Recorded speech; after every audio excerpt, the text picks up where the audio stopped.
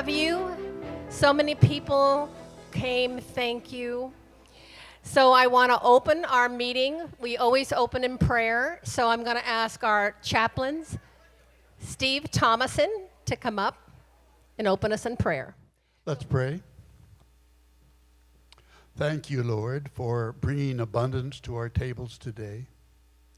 Lord, please bring a speedy end to this war in the Middle East, but also a lasting peace that brings freedom to the Iranian people.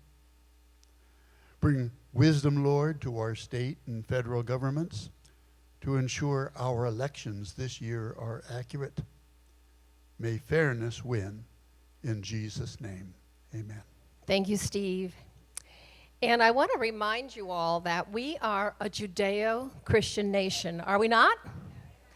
So, to honor our Jewish friends and members and villagers, I want to just read a prayer. And seeing that this week was Purim, and how many of you know what the holiday Purim is in the Jewish community? Okay, it's one of the happiest days of the year. And I'm going to read a little bit briefly about why that's so.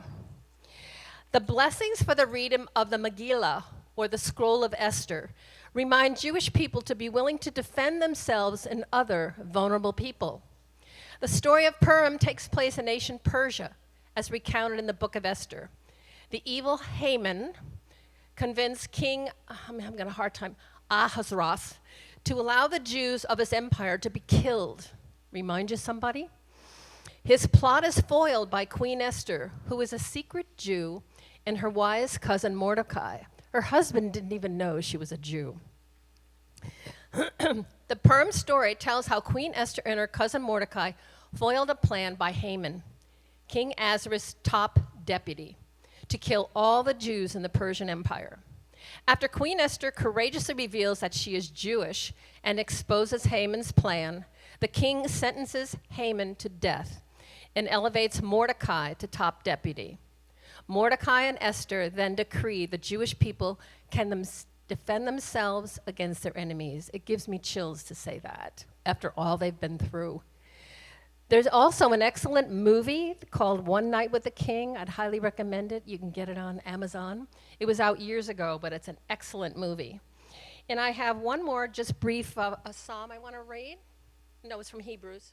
Therefore, he is able to save completely those who come to God through him, because he always lives to intercede for them. That's from Hebrews 7:25. And with that, I'd like to bring up Alan Clark to recite our Pledge of Allegiance. So we'll remember Purim this week. I pledge allegiance to the flag of the United States of America and to the republic for which we stand, one nation, under God, indivisible, with liberty and justice for all. Amen. And now I'd like to ask Karen Bianco to come up and read our Americanism piece.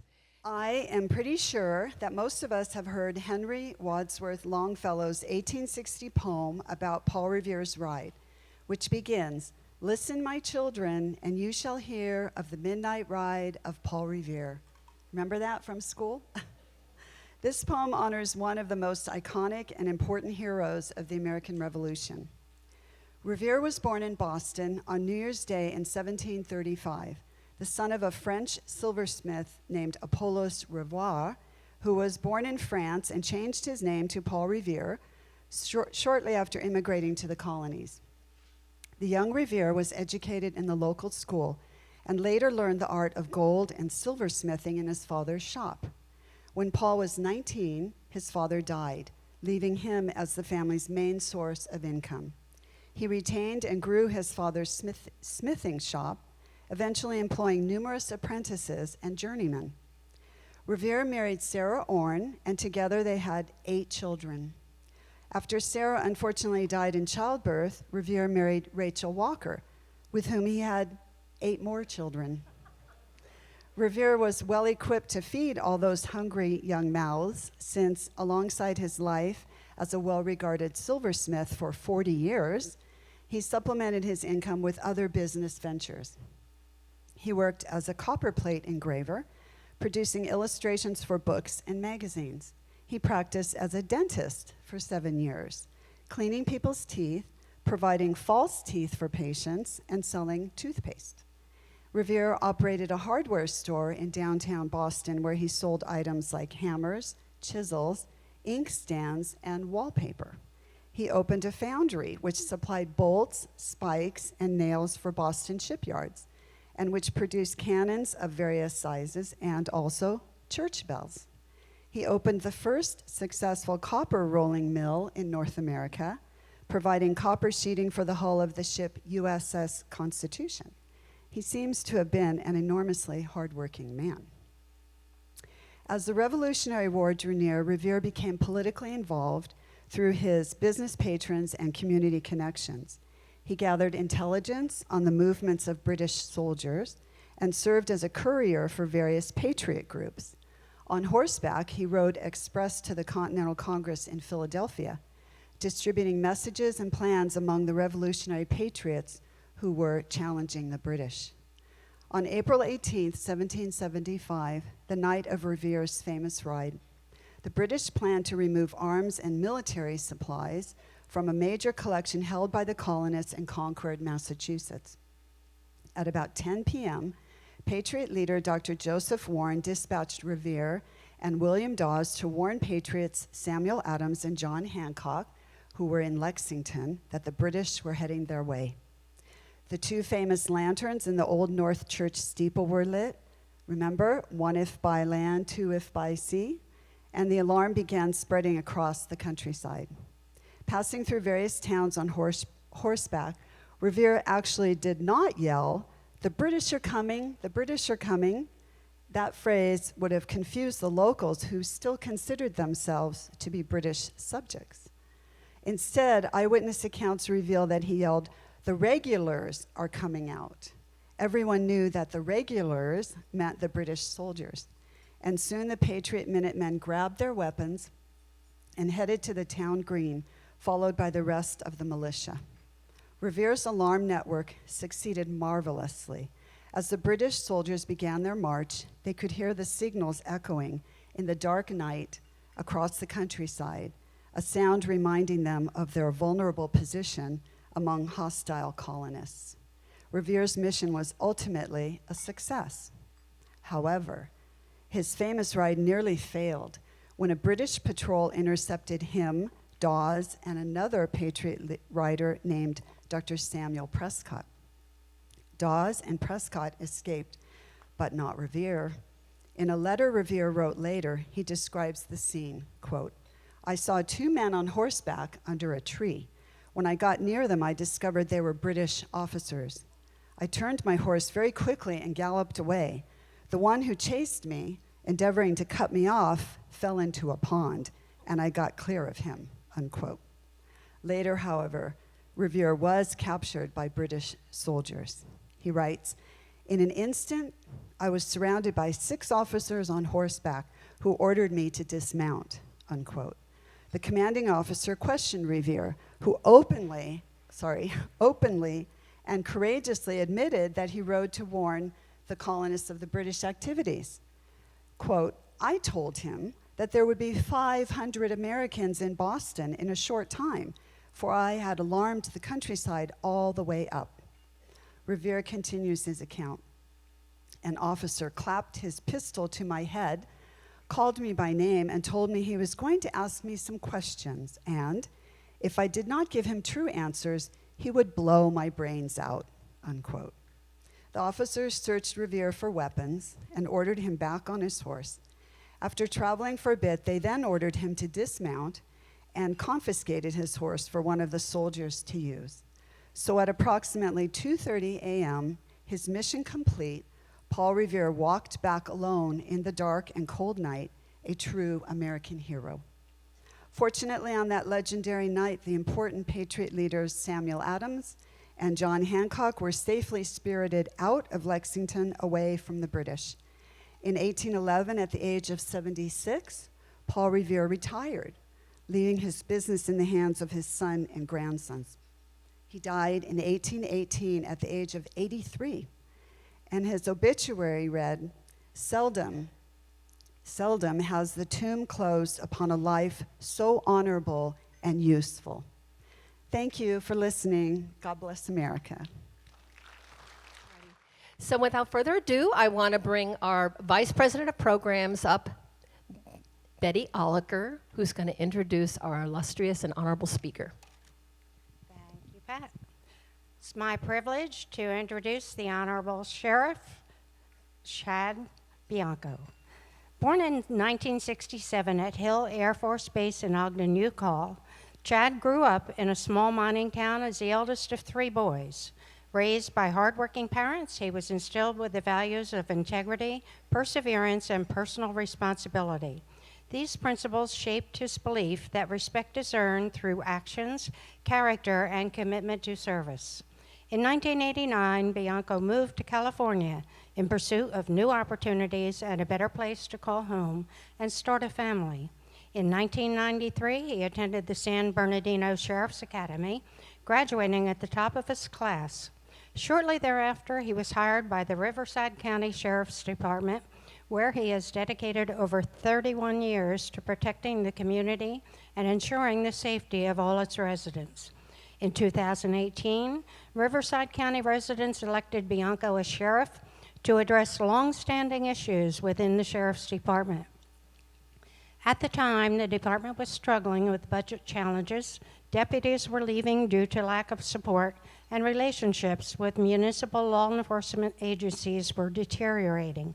Upon taking office, Bianco worked to stabilize the department's finances, increase staffing, and rebuild partnerships with other law enforcement agencies. Despite unprecedented challenges, including civil unrest and a global pandemic, Bianco led the department decisively and was re-elected in 2022. Sheriff Bianco faces the reality of California's failed policies on a daily basis. He has been a strong voice for reforming state law to once again ensure public safety across California. Most recently, he was a leader and vocal advocate for Proposition 36, which overwhelmingly passed in November 2024, and has started to return common sense to California's criminal sentencing laws. Beyond his role as sheriff, Bianco is a devoted husband, father, and grandfather. He and his wife, Denise, live in the Woodcrest area of Riverside, where they are active members of Sandals Church. He believes in faith, family, and service above self. My pleasure to introduce Sheriff Bianco. So thank you all for coming out today and allowing me to come and talk to you, address you, and hopefully either answer all of your questions in what I'm saying or at least afterward. Hopefully I have plenty of time to answer any questions that I may not have said while I was talking. I'm assuming that since you're all here, and especially coming to listen to me, you're all ready for a California that we all remember, that we loved and were proud of. One that actually made it easy to live here. That California is what brought me here. I came here from Utah, a very small town. There were 1,000 people in my town. And our opportunities were you either worked in the coal mines, they're underground coal mines in Utah, or the power plant. That was it. Those were your options, or some of the businesses that facilitate those two industries. And I wanted something different. I came here as a young boy, 11 years old, to play in the Little League World Series in Santa Monica. And when I got here, we came out here as the team, and they separated us with families, and families took us in, and my best friend and I were 11. They had a 13-year-old son and a 16-year-old daughter that had a driver's license, and she took us everywhere. You don't realize this, but my entire life was about baseball. There was nothing that I talked about or anything that was baseball. I went home and I couldn't remember one single thing about baseball. I told my mom and dad about the beach, about the pier, about arcades, about parks, about the kids, and about parties that we went to. And I said, oh yeah, I think we lost the games, but that's not important. I'm moving to California. And she made me promise that I would wait until I was an adult. And so I did. At 22 years old, I moved to California to start a new life for myself in what I knew would be a better place. I met my California beauty queen. We raised a fantastic family. We have 4 children. Well, they're kids. They're adults. We recently have disowned our kids because we have grandkids that are more important. So we told our kids, you're on your own. The grandkids are more important now. So we have 5 of those, and I truly have been blessed by what I know was my California dream. Me doing this is because I realized that for my kids, my adult kids, 36 to 30, that California dream that I came here for is not really attainable for them. They're looking for other states for their California dream. And there are so many millions of other Californians that are looking for their Texas dream or their Florida dream, Idaho dream. We can name the states. There's a bunch of them. And it saddens me because it was only one generation ago that I came here and I achieved everything that I wanted. So I know that where we are right now, in a position in politics where this is going to be probably not only the best chance of us taking back California from craziness, but it might be, if we aren't successful this time, it might be the last chance we get in a very, very long time. So as the sheriff of Riverside County, as I was watching everyone sign up to be the next governor over the last 2 years, I realized that it was the same names, the same faces that put us here in this position in the first place. And quickly understood that if somebody else didn't stand up to do something, we were either going to remain the same here or we were going to get worse. And so being in Sacramento for the last 7.5 years now, fighting with a legislature that has absolutely no intention of making it easier on the public safety leaders of California to keep you safe, I realized we have to do something drastically different. And so that was why I decided that I didn't wake up and say, I want to be governor. I woke up and said, I have to be the governor, or we're going to have to move like all of our friends and family. And I want to fight for that California dream. I want to make it to where none of us have to think about leaving, and our kids and our grandkids can especially have that same opportunity that we had in California. It's easily attainable. We just have to be willing to fight for it. And I think that's what we're doing right now in this election. So a little bit about my department, because this is important as we decide who you're going to vote for in this next election. Because we can't be distracted by bright, shiny objects, by millionaires and billionaires, career politicians that say the right things, that strategize about saying the right things and making you believe that they're going to do something that they have either no intention of or no capability of doing. We have to vote for somebody that not only has the ability, the proven ability, but the desire to make a difference. So I'm going to tell you why I feel that I will be the only person on your ballot with that resume that qualifies me to be your next governor. But then we'll talk about what California is going to look like once you elect me.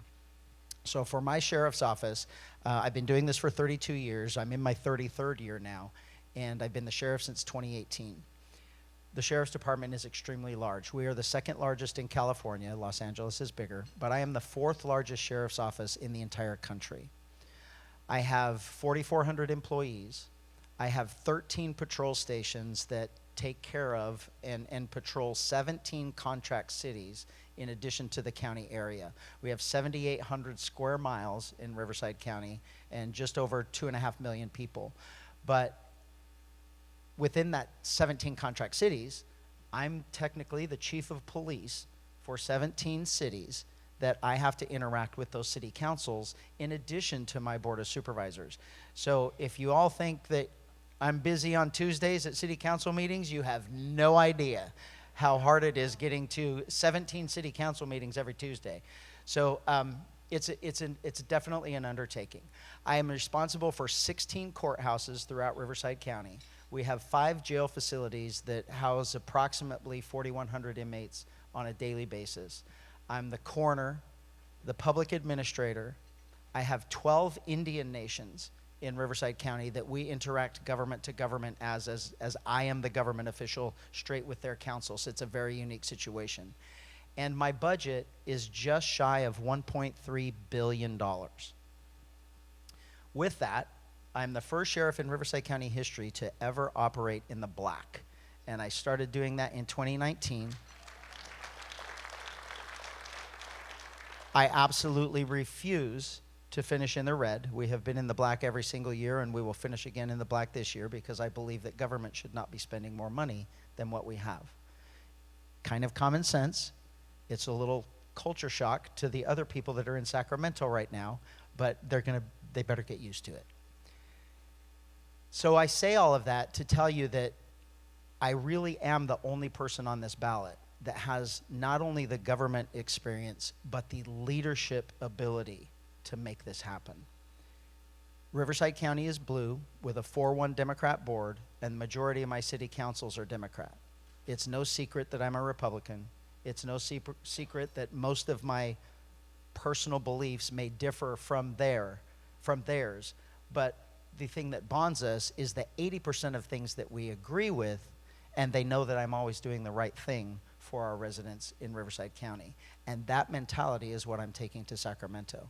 This is not going to be to win California over and turn it red. I have no interest in jumping up and down and saying California is now Republican.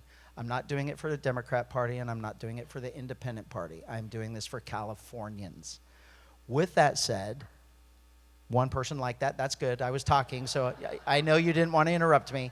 But with that said, I am currently endorsed by the American Independent Party. So outside of political agenda, the non-party preference, independents, have endorsed me in this campaign because they do realize that I've spent my entire adult life doing things for everyone, regardless of who you vote for. I like joking, when you call 911, my dispatchers don't ask who you voted for before we send a deputy. We just respond to everyone's emergency, we identify what the problem is, and we fix it. That's what I've been doing for 32 years. I am a trained, on-the-job training problem solver.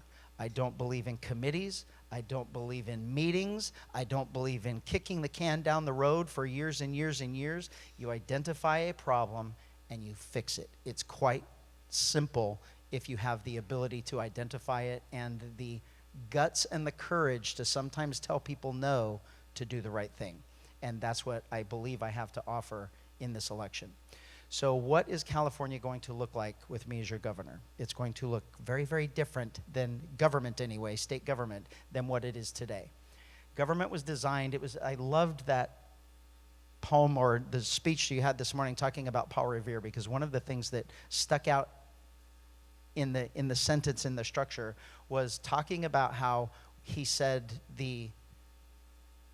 when they said that they were coming, whether it's the British are coming or whether it's the regulars are coming, and the men grabbed their arms, they rounded up the militia, and they went to fight the British army who was coming to basically try and put us in place. And the reality of that thought is why we came up with the Constitution and our constitutional amendments, particularly our Second Amendment. The Second Amendment was never designed for hunting or even self-protection. It was designed to prevent the people from being oppressed and taken over by a tyrannical government. That's why they came up with that.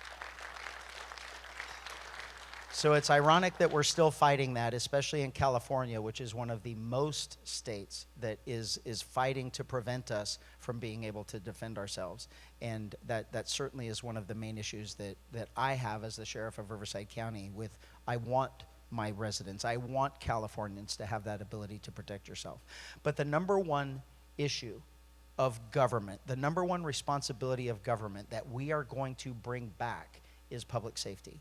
That is the government's number one priority and role, is to provide for the safety and security of its residents. The federal government protects us from foreign invaders, and our local governments protect us from not only criminals, but we also include fire department in that.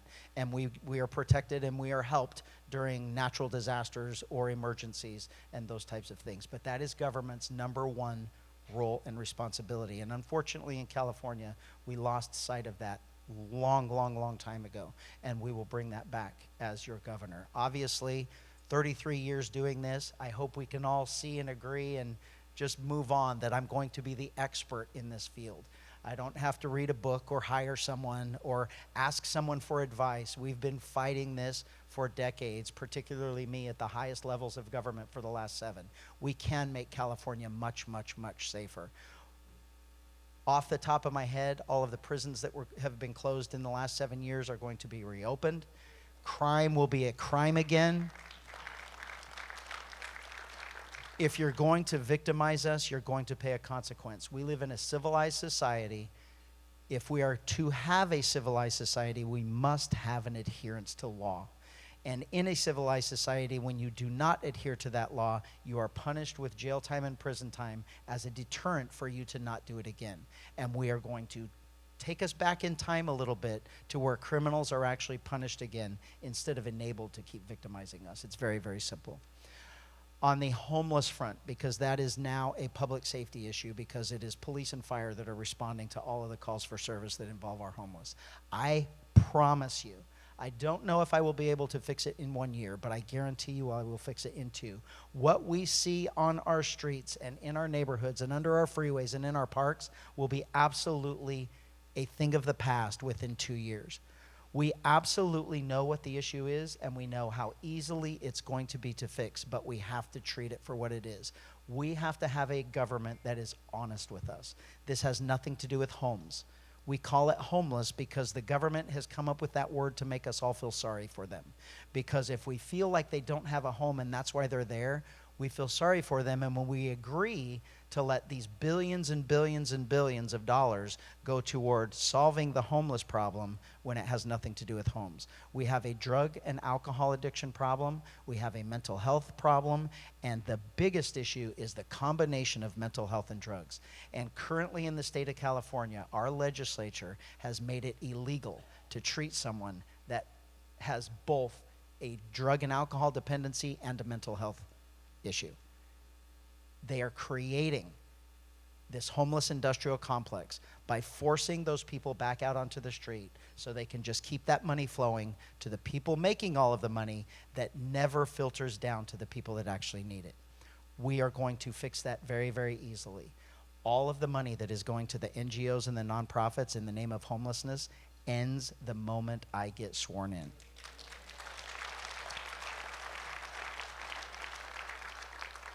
A portion, and we have to realize that it is in the tens of billions of dollars a year. A small portion of that is going to be used to fund Prop 36 that we all voted on.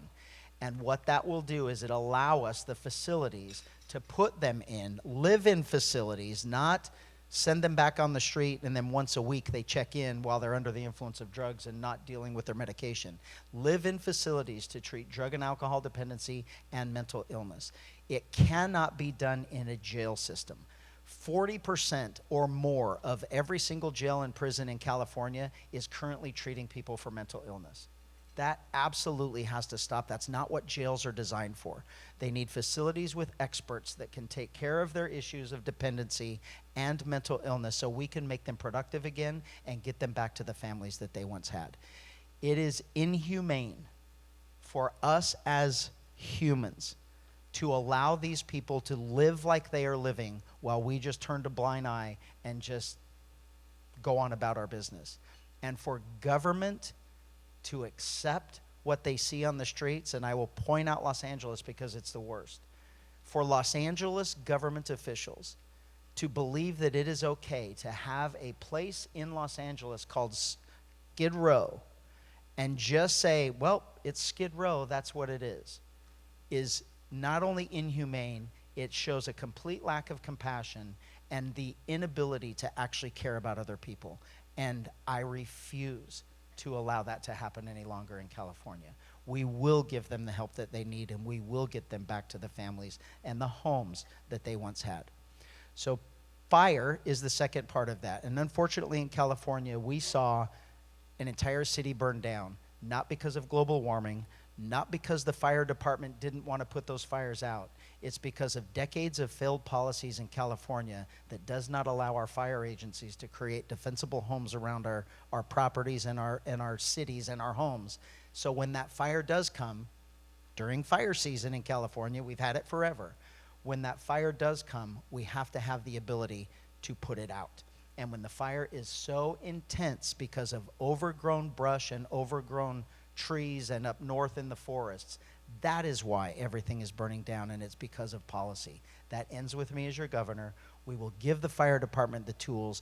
We will remove all of the regulations that prevent them from creating that defensible space. Not only will we never lose communities again, the insurance companies that are left will come back, and our insurance companies will not, or our insurance rates will not only be lowered again, we'll actually be able to get insurance again. It's because of government policies that have failed, and I'm removing those regulations that have created it the day I take office. The next is infrastructure. Infrastructure, thank you. Infrastructure is number two responsibility of government. And very, very quickly, that is our electricity, our power grid, our power supply, our gas supply to heat our homes and to run our homes, our waterways, our roadways, all of the things, our buildings, or whether it's our government buildings, our schools, all of those things that we absolutely need for society to operate is government's responsibility. And we have shirked that responsibility for a long, long time. That priority has to be given back. We absolutely, I'll talk about water first and then electricity. Water is the number one issue in California. Our farming and agriculture industry in California at one point in our lifetimes was the number one ag producer for the entire world. Definitely the United States, but we were number one in the world. We are no longer number one in the world, and we are down from 100% the United States to down around the 70-80% range. That changes with me as your governor, because the reason why we have failed in the agriculture is not because farmers don't want to farm, not because farmers' kids don't want to take over the family business. It's government has prevented it from flourishing with over-regulation and over not only of their land and other things within, the farming community, special regulations, but with water. When you tell farmers that they only get 30% of the water required to operate their farms, that means they lose 70% of their farming ability, which means they lose their entire farm. And that's what's happening in California. So the geological fact of California is that we have more water every single year in rain and snow than any other state in the entire country. Another fact is by government order, 70% of the water that comes to California every single year in rain and snow is purposely routed to the ocean, and it's purposely wasted. Geological fact is we have never had a drought in California. The only reason you believe there is a drought is because the government told us that there was a drought, so they could regulate the amount of water that the farming community have, regulate whether or not cities can expand, build more houses to provide that drinking water, and to raise water rates. We've never had a water problem. We have a water management problem that ends with me as your governor. This is plain and simple. It's very easy. We will build all of the dams we need in California. They're already mapped out strategically where everyone knows they have to be. It's just regulation that's preventing them from happening. And as I talk about these three things, especially in the infrastructure, because a lot of it's regulation, but I'm going to eventually get to the cost of living, I want you all to realize I am at the top levels of government, not only the top of county government, because of that position, also within the state government. Those are the people that I interact with. I know what's broken, I know why it's broken, and this is what we all have to realize. The majority of California is broken, our state government is broken because of over-regulation. Regulations are not laws. Regulations were not passed by you, and they were not passed by the people that we sent there to pass those laws. They are just regulations created by unelected boards and commissions. And the simple fact of every single regulation is that the governor can remove every single one of them with the stroke of a pen. Everyone asks me, what's the first thing you're going to do? Well, the first thing I'm going to do is sit down at my desk, and then there's going to be a line of people following through my office with papers for me to sign for probably the first 10 days, removing all of the regulations that are harming California businesses, California environment, California waterways, California electrical supplies. Everything is regulation, and we're going to remove all of them. We are no longer going to be punished simply because we live in California. We will abide by the rest of the rules that the entire country abides by, but we're not going to put them on steroids just so we can say we live in California. It makes absolutely no sense, and it's harming us. Electricity is going to be easy. I'm promising you all of this. And this is an absolute easy move to tell you the number I'm going to tell you. I'm going to try and make it more. But your electric rates will be cut at a minimum in half right after I take office. Right after I take office.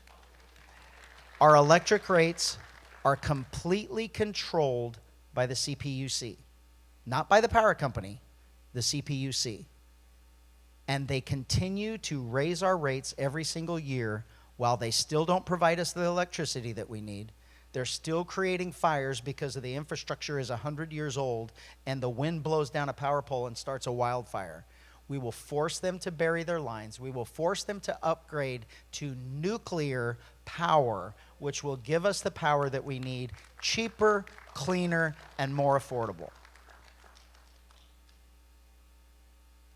Day one.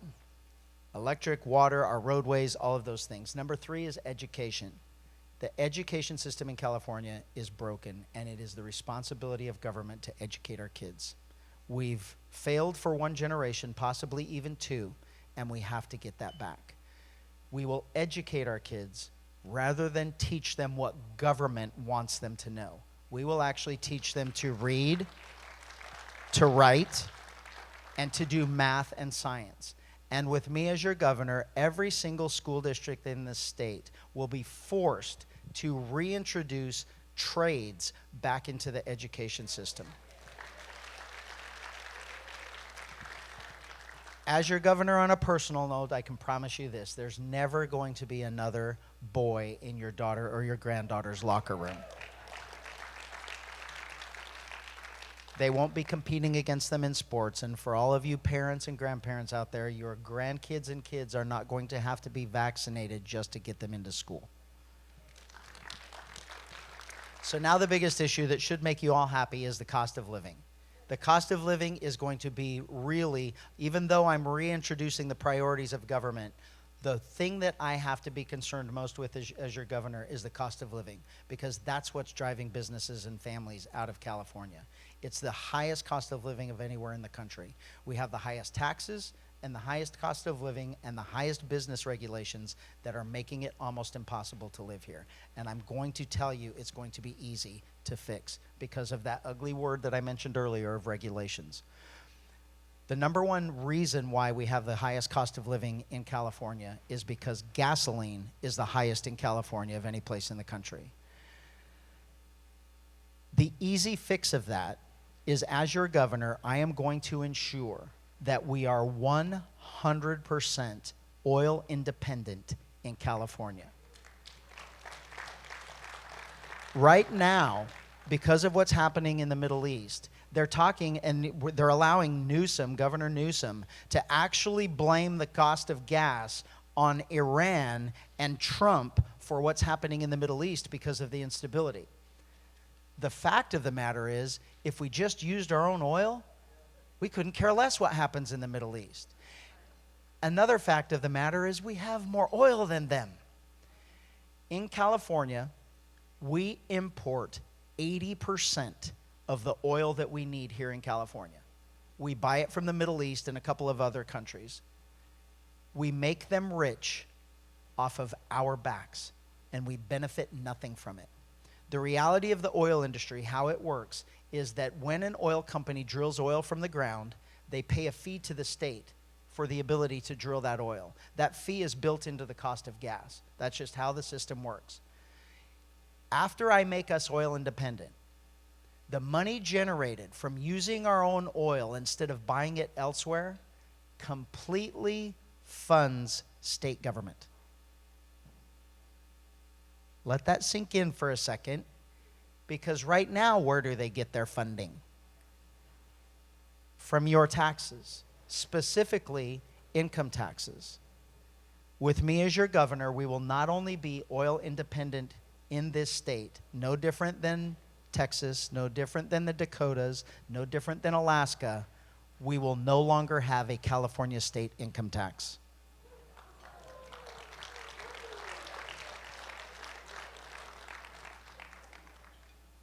We have to realize that this has been attainable for decades. We just have an agenda that doesn't want our lives to be as easy as we want them. And I am seeking out this position because I do. I want to make sure that California government finally, once again, is operating to make your lives easier and better instead of all of us working harder just to make California government bigger. That's not what we were designed for, and we are just going to return government to what it was and once again make California the absolute best state in the country that we can all once again finally be proud to say that we are from California.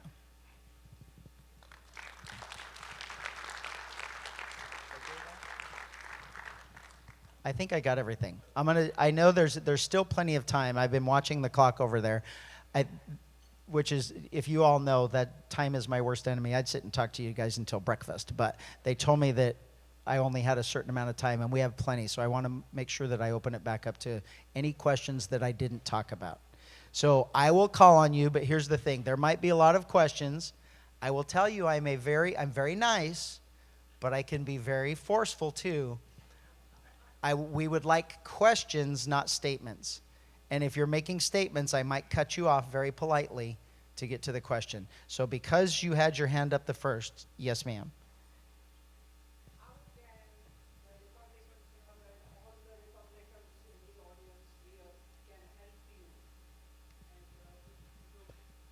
That's a How can we all help you, everyone from the audience? It is most important, no matter what you want to do, you do need a lot of help from everyone who believes in you. yes. This is going to take an army in California to win. Denise and I have been traveling the state for the last 13 months. It's impossible for us to get in front of 10 million people that we want to vote for us. So in the next 60 days, that's how many days it has for you before you get your ballots. And there's 90 days before the election happens if you vote in person. But this is what I want to ask all of you. I want you to do something different this election than you've done any other election. That's how we're going to win. And what I want you to do is when you get that ballot in the mail, I want you to fill it out and send it back the first day. You either send it back in the mail or you take it in and you drop it off at your registrar of voters or one of the drop-off places. We absolutely must have you do that the first day, because the longer you wait, the more chances of something coming up that prevent you from voting happen. And so the first day you send your ballot back, and this is going to be the key, the next 60 days, you have to be calling all of your family and friends and your neighbors and walking to their doors and making sure that they are doing the same thing. Because the reality of California is this. Every single election, between 40 and 60% of the people in California do not vote. 40 to 60% don't vote. If the same people come out that they did the last election, we're unfortunately going to lose by the exact same number.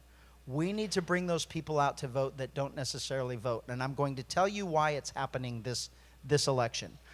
In November, we're going to have voter ID on the ballot. That's going to bring a lot of people out that don't necessarily come. For the first time in a very long time, we have an actual proven leader on the ballot. And that's going to bring people out to vote also.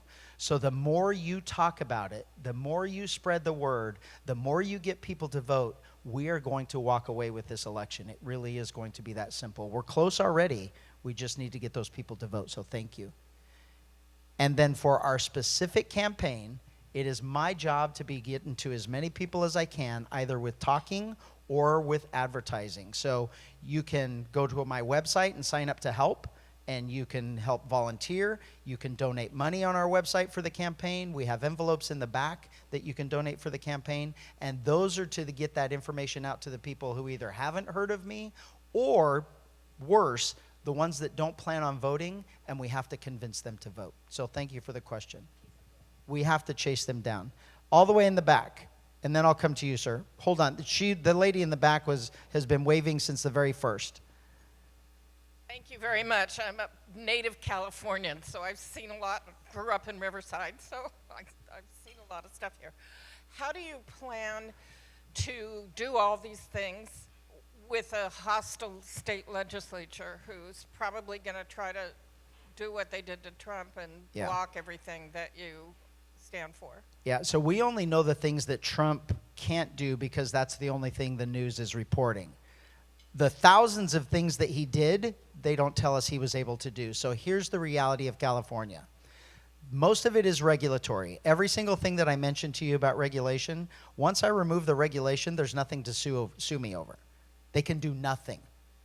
So removing regulation is absolutely easy. It's getting old laws changed and bad laws changed that is going to be a little bit difficult. But here's the reality of this election. You electing me and me becoming the governor of California, stop asking me how I'm going to work with them. They better figure out how they're going to work with me because their agenda is over. I have the power of the pen. I have the power of the budget. I have the executive authority to direct every other government entity and government official in California. So with the majority of the state putting me in Sacramento, me going in there is going to expose the corruption in that building that has gone on for decades. And the biggest fear of a politician is not getting elected again. So when I go in there and I say, I'm going to expose all of you who are not doing what is right for California, that have your own personal and political and ideological agendas, I guarantee you we will make sure you don't get elected next season. All of a sudden, they're going to say, hey, how can we work together? And that's how we're going to change California government. Yes, sir.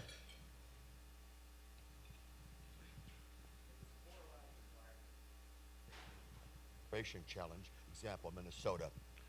Do you have any fresh ideas in how to resolve illegal immigration challenge, such as incentives for illegals, discretion on a case-by-case basis, consideration of a child who's a citizen and the parents are illegal, so as not to break up the family? Yeah, so here's the thing.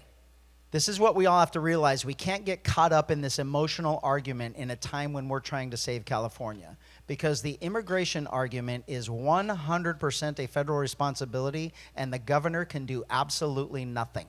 What I can do as governor is we will absolutely remove the sanctuary state policies in this state. We will absolutely ensure that our government officials enforcing immigration laws go into our jails and prisons, in the safety of our jails and prisons, remove those criminals from our custody, and make sure they get deported. As the governor, I can also be very, very loud and vocal about the complete failure of the federal government to fix our broken immigration system.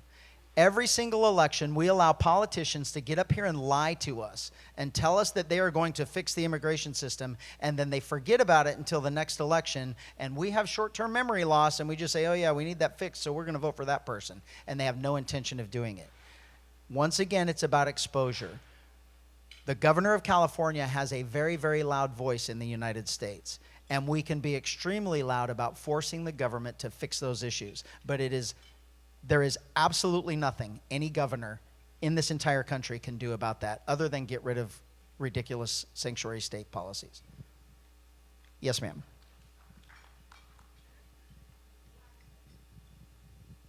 I would like to know what happened to all that money that the government gave to California to build a rail system that never got built, and never went anywhere. Yeah, And is that going to happen under your watch or not? there will not be another penny given to that government boondoggle. Not one single penny. I have one. We will also make sure, I will absolutely direct the investigation from our Attorney General, who, by the way, he has failed. And if you vote for Rob Bonta, you're voting for the demise of California. It has to be anyone other than him. I will direct the Attorney General to make sure that the people who have stolen that money are absolutely punished for it. And we can recover some of it, maybe not all, but we will recover that stolen, embezzled money, and the people that did it are going to be punished. And what about the people that didn't have, Newsom didn't have money, didn't have water in the reservoirs, so the fire department couldn't do their job? Are there any lawsuits against him, or is he going to No. go to jail? And He will not, there is nothing going to happen because of water not being in the reservoirs. But People what we can died do is over make that. sure we have reservoirs and have water, so when the fire department needs them, we don't have to go through that again. so it's a done deal. All right. Yes. Yes, ma'am, in the back.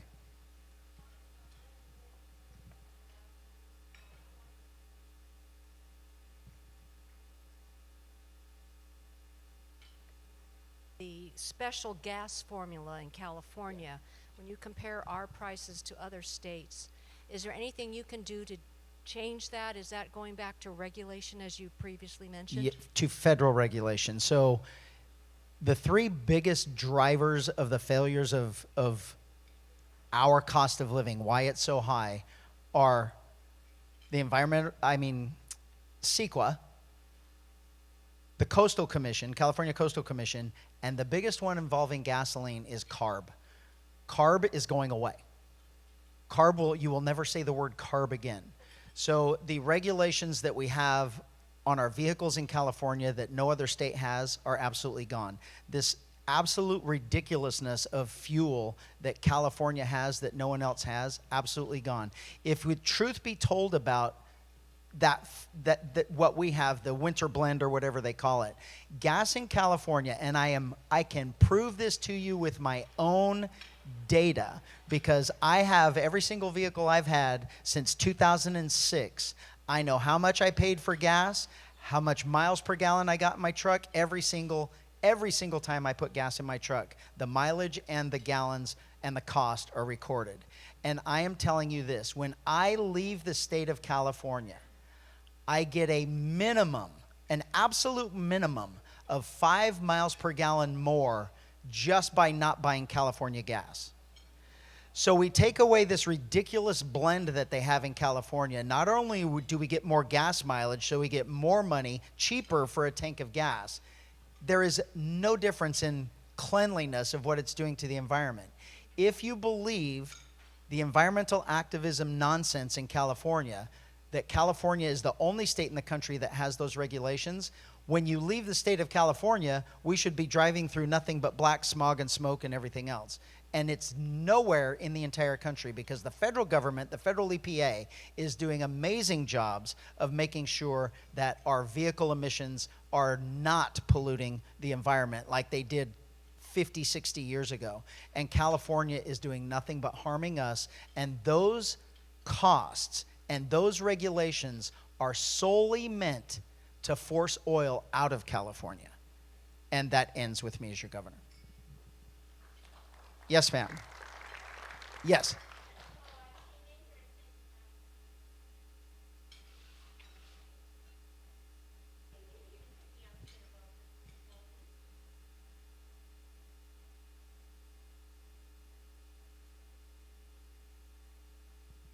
Well, in this group, it's very easy. I'm actually a Republican. That's the biggest difference. And I always have been. So the issue with Steve is, and especially for us, especially conservative Republicans that may watch Fox News, we've been blinded by a bright, shiny object.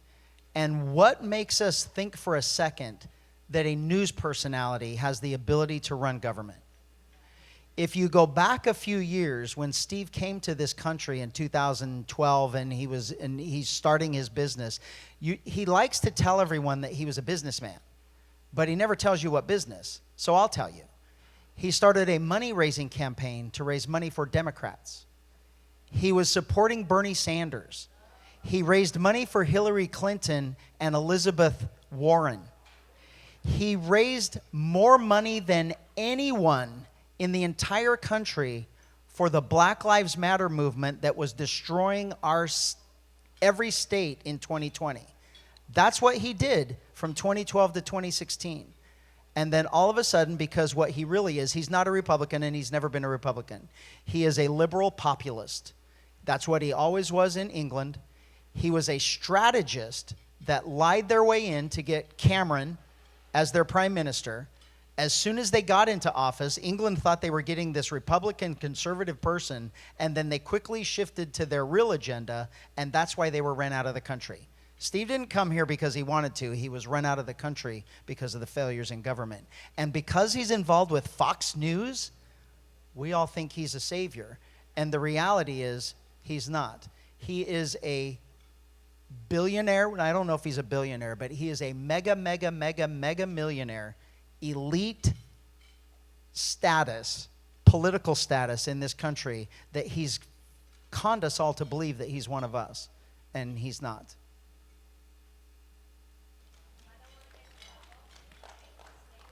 Okay. Small one. Yes, you can.